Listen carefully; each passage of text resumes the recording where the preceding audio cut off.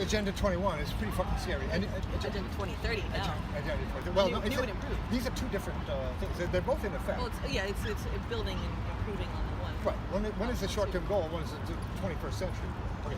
So basically, one thing that we have to start is, as soon as you see the word civil society, you know that somebody wants to do harm to your person. You up the ass. So, civil society is one of the most dangerous words when you hear it coming out of the mouth of some mayor of Chicago. Yeah, a mayor of Chicago or something. You know, this is all this deep state shit that is this comes out of the Georgetown University. This comes out of Johns Hopkins. This comes out of the State Department. This comes out of this alliance of these institutional oppressors who basically want to eviscerate what's left of the American spirit of the world, of various countries here. They want to impose a all-encompassing world government. Yeah, basically civil society, the word civil society is used by the most dangerous criminals in the world. Okay, so basically when I first started noticing, I started identifying, what the hell is that?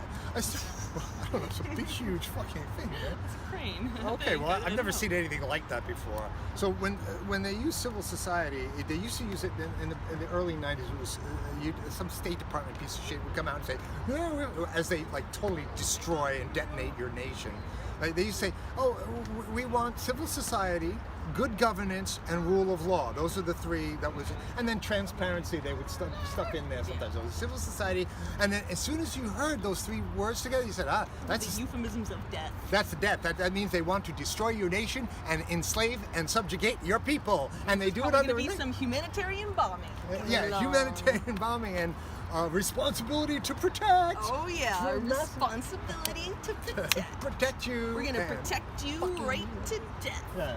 Okay, so now though, now in Black Lives Matter, they've gotten rid of the words rule of law because that's not. Yeah, can't have that when you're like supporting rioting and redistribution of wealth via the tried and true method of looting. I've got people like. I don't even want to go into it now, but I got this guy who's sending me and saying, "Oh yes, we have to just redistribute, take the money from the rich, give to the poor." And I basically support that. I can deal with that, but this is not what they're actually doing.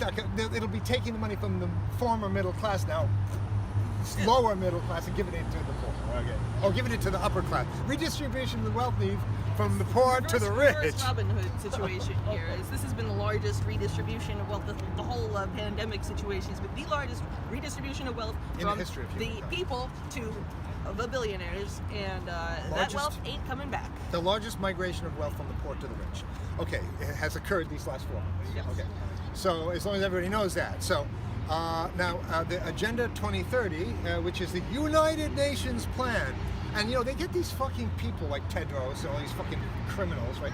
Because all they get, the billionaires said, it's really easy. All we do is get a person in there with black skin. We'll pay them all the money, and that person will do all the dirty work under the name of environmentalism and gender equality. That's what they said. Yeah, they hide behind these token individuals and these people. I don't know what happened to them in their childhood that makes them so willing to sell their people out. No, nothing happened in the childhood. That something happened when the dollar bills. Yeah, but I mean, like, if you're basically consigning your entire people to like huge amounts of suffering and death. Oh, anybody will do it. Humans will eat their young if the price is right. We're finding that out. Yeah, that's true. And anybody will become an agent of Israel. Like, for example, look, everybody works for Israel because they just get paid them off. And I'm saying that you give 200 million, and this is why I'm saying that Black Lives Matter is like, oh yes, we have to stand with Israel as the oppressed people. No. Israel's not oppressed, dumb fucks. The opposite. Yeah, that's repulsive to actually have that as one of their positions is like, Black Lives Matter stands with Israel. No.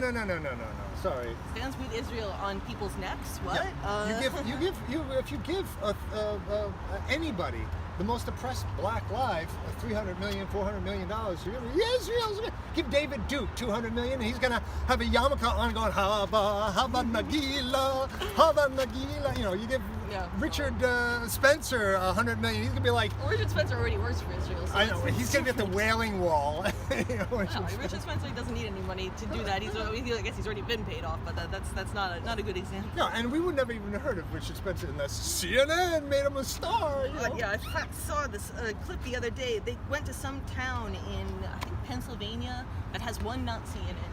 They pulled up the satellite trucks outside his house. Whoa, look at this. Hate comes to small town Pennsylvania. And they're going around interviewing his neighbors. Like, how does it feel to have a Nazi in your town? They're like, well, it doesn't really represent us. And by the way, what are you doing here exactly? Like, this is one guy. But that part never makes it to the broadcast. Oh, by the way, we set up a camera to do a filming here, and some fucking guy comes over and says, you can't have a tripod. And I said, oh, we work for the mayor. And he said, oh, okay. So that's all it takes. Well, worse than that, this whole park is now a police state. There's checkpoints. You can't go in. They look in your bag.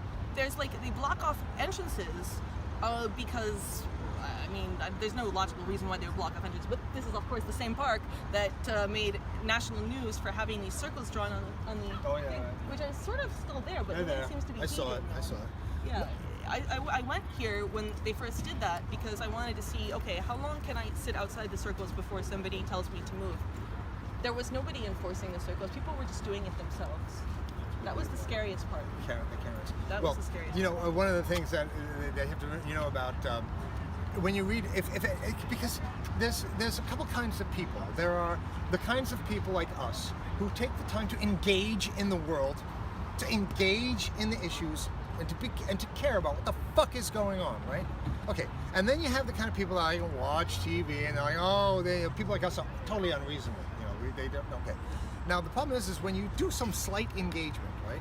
When you just take a look at what's going on, and you start to read it, it's not that hard. It's all out there in the open, man. Yeah, they've been very, very obvious, very, very obvious, and yet people still don't pay attention. And so if you take some time, I urge people to go to the UN and document and just type in UN, what is it called? Agenda 2030, and then also Agenda 21. Right? Familiarize yourself with what it is. Yeah, because it uses warm, fuzzy language to deliver a really chilling and dystopian future, in which basically they try to say, oh, well, we're going to end poverty, and the unwritten subtext is by ending poor people. Yeah. We're going to end poverty by ending impoverished people. Yeah. There's just too many of them, and we can't solve the problem, so we just have to get rid of them. Vaccinate, that'll help. But the other thing is that that they to speak to that about the warm fuzzy language, they'll use in the opening paragraphs of this thing. They have all the buzzwords like gender equality, so it's like sustainability. Buzzword city. Yeah. Yes. If you want to let's put it this way. If you want to if you're a banking dynasty and you want to destroy a civilization and steal all its money, the easiest way to do that is through sustainability and environmentalism, gender friendliness and stuff.